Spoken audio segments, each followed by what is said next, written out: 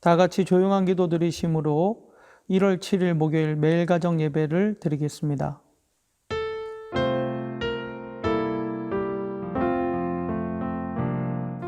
하나님은 놀라운 음성을 내시며 우리가 헤아릴 수 없는 큰 일을 행하시느니라. 여호와가 우리 하나님이신 줄 너희는 알지어다. 그는 우리를 지으신 이요 우리는 그의 것이니 그의 백성이요 그의 기르시는 양이로다. 아멘.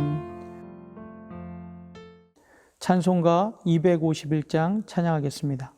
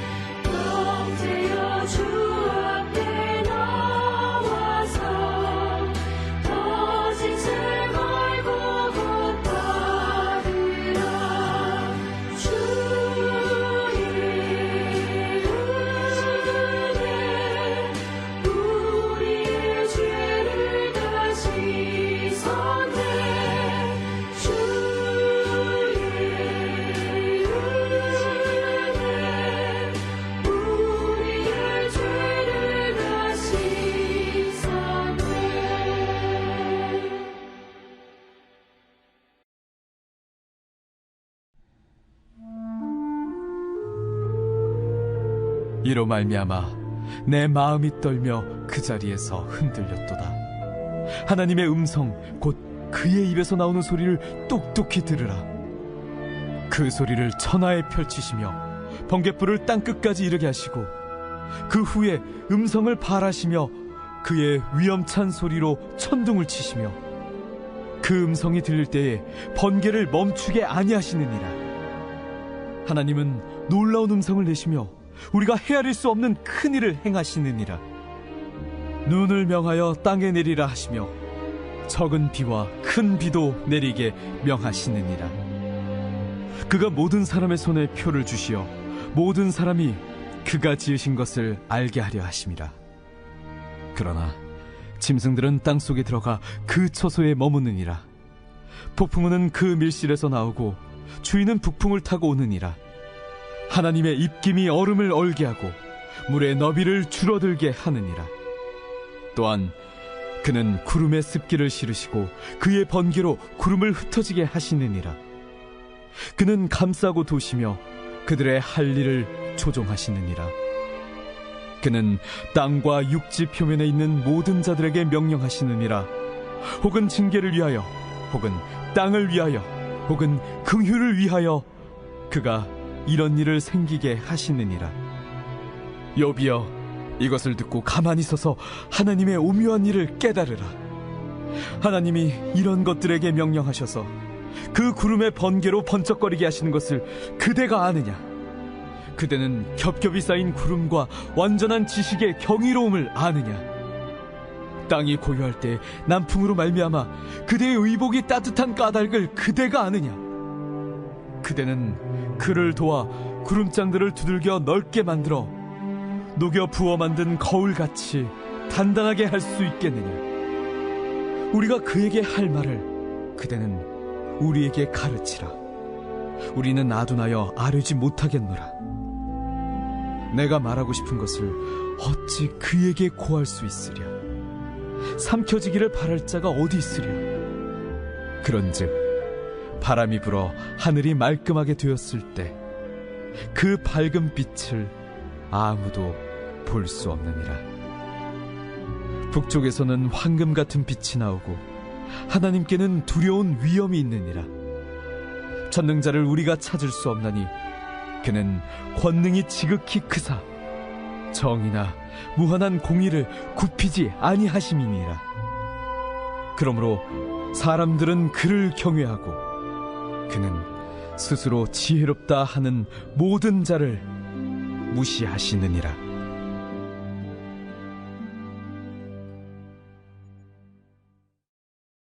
할렐루야. 주님 주신 은혜와 평강을 날마다 누리시기를 주님의 이름으로 간절히 축복합니다. 엘리야는 생각할수록 신비한 인물이죠. 욥의 31장 최후의 발언과 38장에서 하나님의 나타나심 사이에 끼어서 욥이 하나님을 만나기 전 욥과 하나님을 이어주는 다리 역할을 하고 있습니다. 36장, 38장 마지막 변론에서 엘리야는 예전과 달리 한결 부드러워졌고 번뜩이는 통찰력도 보여주고 있습니다. 어떻게 보면 엘리야는 그동안 욥과 친구들 사이에서 전개되어 온 논쟁들을 총정리하는 동시에 의인이 당하는 고통에 대해서 새 친구들보다도 더 깊은 통찰력으로 욥에게 이야기해주고 있습니다. 36장에서 엘리야는 욥이 당하는 고통의 의미와 목적을 설명한 뒤에 37장에서 하나님의 창조 행위를 열거하며 하나님의 권능을 찬양하죠. 엘리야는 38장에서 폭풍 속에서 나타나시는 하나님의 장엄한 출현을 미리 예고라도 하듯이 본문에서 갖가지 기상현상을 열거함으로써 온 우주 만물을 주관하시는 하나님의 오묘하신 섭리와 권능을 노래하고 있습니다. 그러므로 엘리야의 4차 공박과 하나님의 말씀하심은 매우 자연스럽게 연결된다는 점이 주목됩니다. 엘리야는 마지막으로 욥에게 이렇게 말합니다. 2절 말씀입니다. 하나님의 음성 곧 그의 입에서 나오는 소리를 똑똑히 들으라. 고난 중에 있는 욥에게 하나님의 음성을 똑똑히 들으라라고 말씀하고 있습니다. 이제 욥에게 하나님이 곧 나타나십니다. 그때 하나님의 음성을 똑똑히 들으라고 권면하고 있습니다. 욥은 오랜 고난으로 마음이 많이 비워졌기에 하나님의 분명한 음성을 듣게 될 줄로 믿습니다. 5절입니다. 하나님의 놀라운 음성을 내시며 우리가 헤아릴 수 없는 큰 일을 행하시느니라. 하나님의 모든 섭리를 알 수 없듯이 마찬가지로 욥의 고난도 알 수 없다는 뜻입니다. 장엄하기 짝이 없는 하나님의 창조의 신비 앞에 인간이 감히 무슨 공로와 지혜를 주장할 수 있느냐는 뜻이죠. 14절입니다. 욥이여 이것을 듣고 가만히 서서 하나님의 오묘한 일을 깨달으라. 이제 하나님의 말씀을 들었으면 깨달아야 한다는 것이죠. 그러나 우리의 힘으로 깨달으려 노력해도 우리 뜻대로 하나님의 뜻을 깨닫기 어렵습니다. 그래서 하나님이 보여주셔야 되는데 21절입니다. 그런즉 바람이 불어 하늘이 말끔하게 되었을 때 그 밝은 빛을 아무도 볼 수 없느니라. 하나님이 바람을 불어 구름을 걷어주시는 은총이 있을 때 깨닫게 된다는 것입니다. 내가 깨닫기 위해 몸부림쳐야 되지만 하나님께서 바람을 불어서 구름을 걷어주셔야지만 주님의 밝은 빛을 볼 수 있다는 것이죠. 구름이 거쳐야 됩니다. 하나님 앞에 그렇게 불평과 원망, 분노, 의심의 구름을 걷어야지만 하나님 주신 빛을 바라볼 수 있는 것입니다. 지금까지 엘리야는 새 친구들보다 더 깊이 있는 하나님에 대한 지혜를 이야기해 주었습니다. 모두 옳은 말이죠. 충분히 공감할 수 있는 말입니다.